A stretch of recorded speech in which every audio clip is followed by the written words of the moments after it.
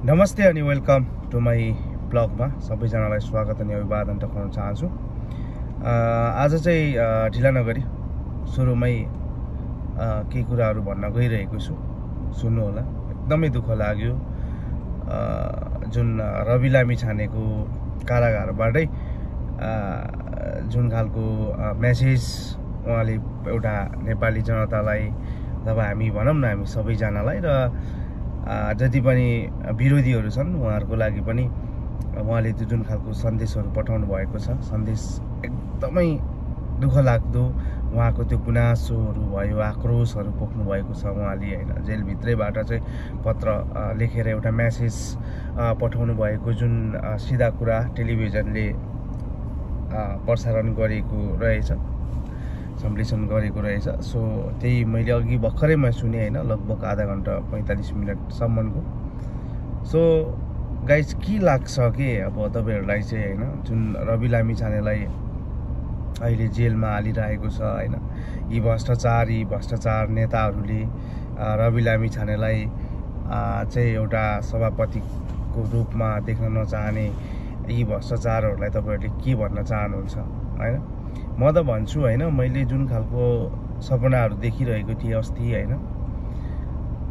हाम्रो देश बङ्गलादेश हुनपर्छ क्या। हाम्रो देश चाहिँ एकचोटि बङ्गलादेश नभएसम्म न त रविले न्याय पाउँछ, होइन, न त रवि जस्ता अन्य अरूले न्याय पनि पाउँदैन र देश पनि बन्दैन क्या। तपाईँहरूले नि सुन्नुभयो होला, होइन, सबै त मैले यहाँ भन्न सक्दिनँ रवि लामिछानेको बारेमा, होइन। तपाईँहरूले सुन्नुभयो होला जुन रवि लामिछानेले पठाएको मेसेज, होइन, जुन सिधा कुरामा तपाईँहरूले हेर्नुभयो होला, सायद हेर्नुभएको छैन भने सिधा कुरामा गएर तपाईँहरूले सुन्न सक्नुहुन्छ, होइन। एकदमै दर्दनाक त्यो उहाँले लेखेको शब्दहरूले एकदमै गुस्बम हुन्छ नि, लाइक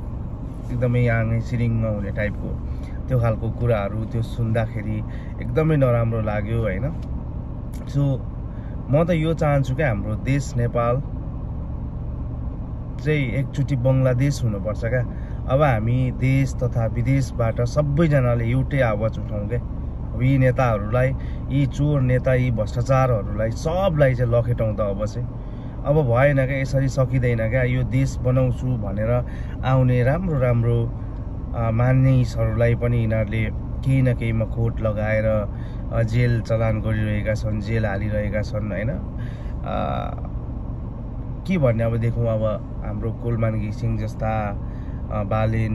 हर्कहरू जस्तो मान्छेहरूलाई, रवि लामिछानेहरूलाई यिनीहरूले पक्कै पनि धेरैसम्म चाहिँ टिक्न दिँदैन, जहाँसम्म लाग्छ यिनीहरू बाँचुन्जेल। सो यिनीहरूलाई चाहिँ कि त गोली ठोक्नु पर्यो सिधै, होइन भने चाहिँ यिनीहरूलाई जनताहरू सबै मिलेर यिनीहरूलाई चाहिँ संसद भवनबाट निकालेर लत्याएर यिनीहरूलाई चाहिँ देश निकाला गरेन भने चाहिँ हाम्रो देश साँच्चीकै, हाम्रो देश अगाडि बढ्ने पनि छैन र हाम्रो देशले मुहार कहिले पनि फेर्दैन क्या। सो त्यो कारणले गर्दाखेरि गाइस अब चाहिँ हामीले रवि लामिछानेलाई सपोर्ट गरौँ, होइन। म कुनै पनि रवि लामिछानेको भोटर होइन है, मैले अहिलेसम्म भोट हालेको छैन, तर सच्चा मनले मैले रवि लामिछानेको पार्टीलाई मान्छु, होइन, रवि लामिछानेलाई मान्छु।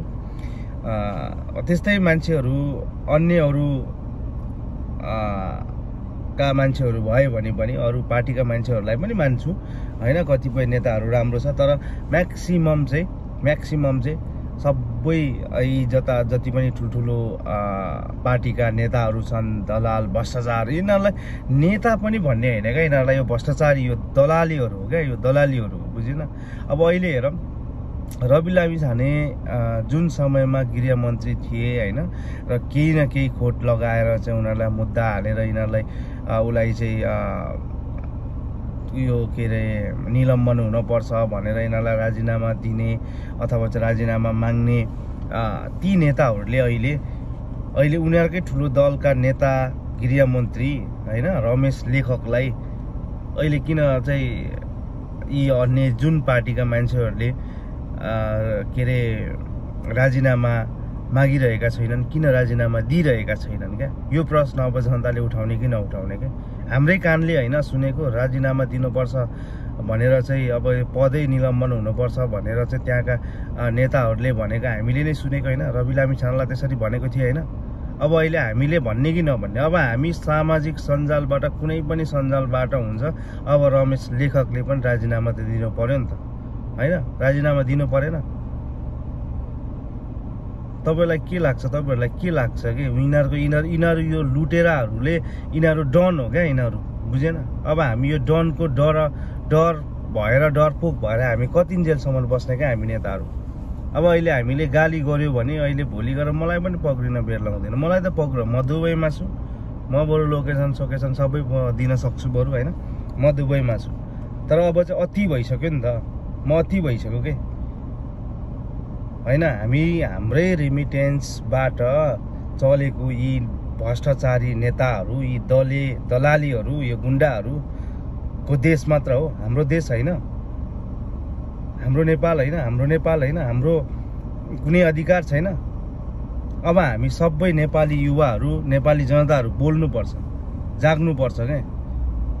अब यी रमेश लेखक जस्ता यस्ता यी दलालीहरुलाई यी भ्रष्टाचारीहरुलाई पनि राजीनामा दिनुपर्छ र यसको पद सहित निलम्बन हुने गरेर यसलाई चाहिँ निकाल्नु पर्छ के अब जति पनि दलेहरु छन् नि दलालीहरु भ्रष्टाचारहरु छन् नि यी डाका यी चोर पाखण्डीहरुलाई जबसम्म देश निकालेन भने देश चुसेर नि खोक्रो बनाउँछ क्या खोक्रो त बनाइ नै सके यसै पनि हैन तर भोलि हाम्रा पछिका भावी पुस्ताहरुले के हेर्ने के कसरी जिउने के त्यहाँनिर के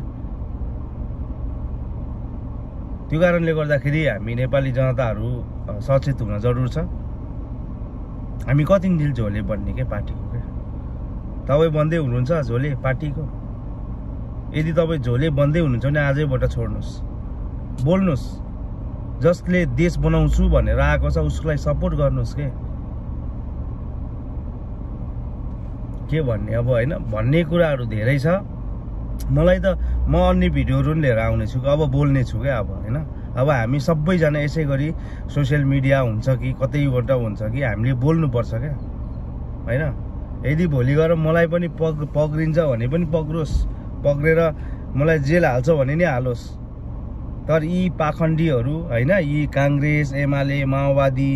यी कुनै पनि अन्य राप्रापा यीहरु छन् नि हैन म अन्यहरुलाई त भन्दिन तर कांग्रेस र एमाले भनेको नि कांग्रेस एमाले यी माओवादीहरु भनेको नि चोर हो क्या गुण्डाहरु हो क्या यिनीहरु डन हो के यिनीहरुको डनहरु ठाउँमा पालेको छ कुनै पनि कन्ट्रीमा डनहरु पालेको छ क्या हामी डनहरुसँग डराएर हुन्छ हामी जनताले बनाएको चोरहरु हो यिनीहरु डनहरु हो यिनीहरु हामी जनताहरु डराएर हामी पछि हटेरै नै हो क्या यिनीहरु डन बनेको हामी जनताहरु एक भएर लागौं त यी दुई तीन पार्टीका नेताहरु यी सबलाई चाहिँ यिनीहरुलाई फुटाएर यिनीहरुलाई चाहिँ देश निकाला गरौं त भोलि देश 10 वर्षमा नेपाल सिंगापुर बन्छ क्या बुझेन तर हामी जहिले अब 84 आउँदैछ अब एमालेलाई भोट हाल्ने कांग्रेसलाई भोट हाल्ने माओवादीलाई भोट हाल्ने रासोपा के भन्छ रासोपालाई हाल्ने कुनै पनि पार्टीलाई हाल्ने भनेर हामी पुरा दारा तिक्राएर बसेका छौं क्या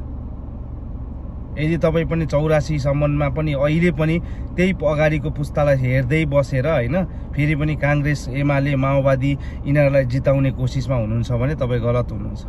तपाई 100% तपाई गलत हुनुहुन्छ तपाई नेपाली हुनुहुन्न क्या बुझ्नु भयो अब हामी जागौं क्या हामी युवाहरु जागौं क्या अब हामी नेपालीहरु जागौं के कतिन्जेलसम्म हामी यसरी तडपेर अर्काको गुलाम गरेर परदेशमा बस्ने क्या हाम्रो देशलाई समृद्धि चाहिएन हामी नेपाल फर्किनु पर्दैन अब अहिले हेरौं नेपालको स्थिति हेरौं हामी परदेशबाट नेपाल गएर के गर्ने भनेर हामी 10 चोटी सोच्नु पर्छ क्या तपाईले जतिसुकै कमाउनुस् पैसा हैन तर पनि केही गर्न सकिदैन गाइस त्यो कारणले गर्दाखेरि तपाई यदि कांग्रेस एमालेको सपोर्टमा हुनुहुन्छ भने आजैबाट छोड्नुस्।